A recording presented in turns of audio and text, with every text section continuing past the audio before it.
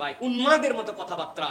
এক বিয়ে কম তাকওয়া, দুই বিয়ে ডবল তাকওয়া, তিন বিয়ে তিন তাকওয়া কোথাতে পাইছে রে? আত্মসম্মান রক্ষার জন্য, নিজের গায়রত বাঁচানোর জন্য, নিজের গুনাহ থেকে হেফাজতের জন্য আপনি বিয়ে শাদীকে একবারে তামাশার পর্যায়ে নিয়ে গেছেন। ইসলাম কোনো ফাজলামির বিধান নয়, এমন ভাবে উপস্থাপন করা যাবে না। এত বাজার দেওয়ার কি আছে?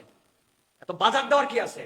আপনার প্রয়োজন হচ্ছে আপনি নিজে নিজে বিয়ে করে আপনার আপনার মতো করে আপনি থেকে দেন। এটাকে বাজার দিয়েছেন কি? ইনসাফ নাই, আদালত নাই। প্রথম স্ত্রীর সাথে আপনার নিজেই ইনসাফ করতে পারেন, আরেকটা ঘরের মধ্যে নিয়ে আসতেছেন। আপনার একজন স্ত্রী আছেন, থাকা অবস্থাতে আপনি আবার কি দুশ্চরিত্র হচ্ছেন যে যেই কারণে আপনাকে আবার বিয়ে করতে হচ্ছে? মানে আপনার এই চরিত্রের লেভেলটা কি?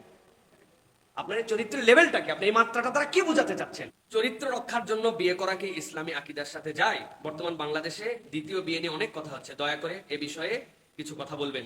প্রিয় ভাইয়েরা, প্রথম যে বিষয় হচ্ছে যে দ্বিতীয় বিয়ের ক্ষেত্রে আপনাকে একটা বিষয় সবসময় মনে রাখতে হবে। দ্বিতীয় নয়, দ্বিতীয়, তৃতীয়, চতুর্থ আল্লাহ রাব্বুল আলামিন পুরুষের জন্য যেটা বৈধ করেছেন, এক্ষেত্রে আপনাকে মনে রাখতে হবে যে এই বিয়ে যেটা আপনার আমার জন্য আমরা বলতেছি, এই বিয়ে সুন্নাত এবং এটা জায়েদা। এটা কোনো ওয়াজিব নয়, অথবা এটা কোনো আপনার জন্য উৎসাহ ব্যঞ্জক আমল নয়।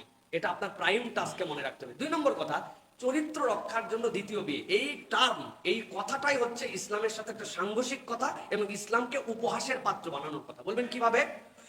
আল্লাহ রাব্বুল আলামিন রাসূলুল্লাহ সাল্লাল্লাহু আলাইহি ওয়াসাল্লামকে দিয়ে বিধান দিয়েছেন, বিয়ে করো, বিয়ে যদি করতে না পারো ধৈর্য ধরো। ধৈর্য ধরার ক্ষেত্রে আল্লাহ রাব্বুল আলামিন বিধান দিয়েছেন তুমি হচ্ছে তাহলে রোজা রাখো।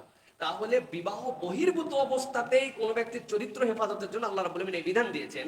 আর আপনার একজন স্ত্রী আছেন, থাকা অবস্থাতে আপনি আবার কি দুশ্চরিত্র হচ্ছেন যে যেই কারণে আপনাকে আবার বিয়ে করতে হচ্ছে? মানে আপনার এই চরিত্রের লেভেলটা কি? আপনার এই চরিত্রের লেভেলটা কি? আপনি এই মাত্রাটা তারা কি বোঝাতে চাচ্ছেন? তিন নম্বর কথা যেটা, সেটা হচ্ছে আল্লাহ রাব্বুল আলামিন কোরআনুল কারীমের মধ্যে খুব সূক্ষ্ম টার্ম ব্যবহার করেছেন, খুব ভয়ঙ্কর কথা। আল্লাহ বলছেন ফানকিহু মা তাবা লাকুম মিনান নিসাই মাসনা ওয়া সুলাসা ওয়া রুবা ফাইন খিফতুম আল্লা তা'দিলু ফাওয়াহিদাতুম। আল্লাহ রাব্বুল আলামিন বলছেন ফাওয়াহিদা। আল্লাহ বলছেন তোমার জন্য বৈধতা দিলাম 2, 3, 4, কিন্তু আমি বললাম তুমি যদি আদালত কায়েম করতে না পারো তাহলে একের উপরেই তোমার থাকতে হবে। তাহলে তিনের জায়েজের পরে হুকুম একের উপরে। মুহাদ্দিসিনে কেরাম, মুফাসসিরিনে কেরাম এটার ব্যাখ্যা করেছেন। তারা বলেছেন যে এই যে আদালত, এই যে ইনসাফ, এটা কিসের উপরে হবে? তিনটা জিনিসের উপরে হবে। এক নম্বর হচ্ছে ভরণ পোষণ, সময়, ভালোবাসার সমতা, ন্যায় বিচার। আপনি যদি এইগুলি ব্যালেন্স করতে না পারেন তাহলে আপনার জন্য এই বিয়ে করা হারাম হয়ে যাবে। এখন আমরা দেখতে পাই উন্মাদের মতো কথাবার্তা।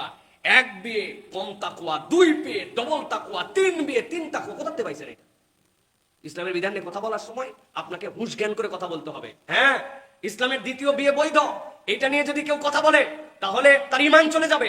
আল্লাহ যা হালাল করেছেন আপনি হারাম করতে পারবেন না, কিন্তু আল্লাহ যেভাবে বলেছেন আপনাকে তার উপরে অবস্থান থাকতে হবে। আপনি এটাকে তামাশাও বানাতে পারবেন না, ফাজলামি বানাতে পারবেন না।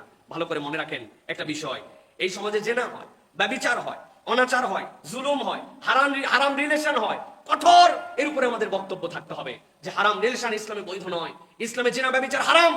এক শ্রেণী দেখবেন এইটা নিয়ে কোনো কথা বলবে না, এইটা নিয়ে তাদের কোনো আপত্তি নাই, কিন্তু দ্বিতীয় বিয়েতেই তাদের কেবল গায়ে লাগে, ইসলামকে তাদের খুব বেশি এই জায়গায় অপছন্দ হয়।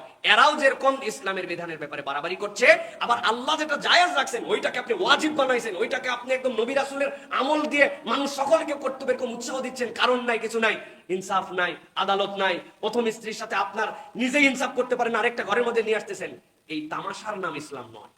আল্লাহ রাব্বুল আলামিন আমাদেরকে বোঝার তৌফিক দান করুন। জায়েজকে জায়েজ পর্যন্ত রাখতে হবে, ইসলামের বিধান আপনাকে বুঝতে হবে। অনেকদিন আগে আমি একটা কথা বলেছিলাম, অনেকে এই কথা নিতে পারেন নাই। জেনা ব্যভিচার সমাজে ছড়ায় পড়ছে, বিভিন্ন ধরনের অন্যায় অনাচার। কি জন্য? এর অন্যতম একটা কারণ মেয়েরা বাজে পোশাক পরে চলাফেরা করে, লাজ লজ্জা নাই, কিচ্ছু নাই। এই পোশাকের কারণে অনেক সময় ধর্ষণ হয়, তাই না? ঠিক ঠিক আজারা বলেন না, অনেক কথা এর সাথে আছে। কথা হচ্ছে কোন একটা মেয়ে ল্যাংটা হয়ে ঘুরতেছে, কোন একটা মেয়ে নাই নাই বস্ত্র নিয়ে ঘুরতেছে, তার মানে তাকে তো ধর্ষণ করা যায় না। তো আপনাকে আল্লাহ বলছেন তুমি তোমার আত্মার পরিচয় কোথায় দিলে? সে এটা করতেছে, এটা উস্কানি, এটা হারাম, এটা অন্যায়, এটা করতে পারে না, কিন্তু তার মানে কোন বিবস্ত্র, অর্ধ উলঙ্গ, কোন অসামাজিক মেয়ে দেখলে আপনাকে ধর্ষণ করতে হবে নাকি? আপনাকে আল্লাহ রাব্বুল আলামিন এটার থেকে বাঁচার জন্য নির্দেশনা দিয়েছেন। আগে আপনি হেফাজত করেন নিজেকে, আপনাকে হেফাজত করতে হবে আপনার নিজে। এটা কারণ হতে পারে, কিন্তু এটা একমাত্র কারণ না। এটার কারণ দেখায় আপনি কি জায়েজ করে দিবেন নাকি সবকিছু? এখন আপনি বলতেছেন বাবা আপনার হচ্ছে নিজের আত্মসম্মান রক্ষার জন্য, নিজের গায়রত বাঁচানোর জন্য, নিজের গুনাহ থেকে হেফাজতের জন্য আপনি বিয়ে শাদীকে একবারে তামাশার পর্যায়ে নিয়ে গেছেন। ইসলাম কোনো ফাজলামির বিধান নয়, এমন ভাবে উপস্থাপন করা যাবে না। এত বাজার দেওয়ার কি আছে? এত বাজার দেওয়ার কি আছে? আপনার প্রয়োজন হচ্ছে আপনি নিজে নিজে বিয়ে করে আপনার আপনার মতো করে আপনি থেকে দেন। এটাকে বাজার দিয়েছেন কি জন্য? সুতরাং এর মধ্যে তৃতীয় কোনো বিষয় আছে যেটা ইসলামকে তামাশা হিসেবে মানুষের কাছে উপস্থাপন করছে। আশা করি আমার এই বক্তব্য চেক এন্ড ব্যালেন্স হিসেবে বুঝবেন, কোনো পক্ষপাতের দৃষ্টিতে দেখবেন না। আল্লাহ রাব্বুল আমিন আমাদেরকে বোঝার তৌফিক দান করেন। সর্বশেষ যেটা কথা, যার যার ব্যক্তিগত বিষয় তার কাছে জিজ্ঞাসা করে নিতে হবে, তিনি কেন করছেন, কি তার সমস্যা ছিল। এটাকে নিয়ে ট্রল করা, তামাশা করা, আইটেম বানানো, এটাও ভালো কিছু নয়। বাস আমাদের হাতে কত সময় যে আমাদের মতো এরকম জায়গাতে এই প্রশ্নের উত্তর দিতে হচ্ছে। আল্লাহ রাব্বুল আমিন আমাদেরকে বোঝার তৌফিক দান করেন।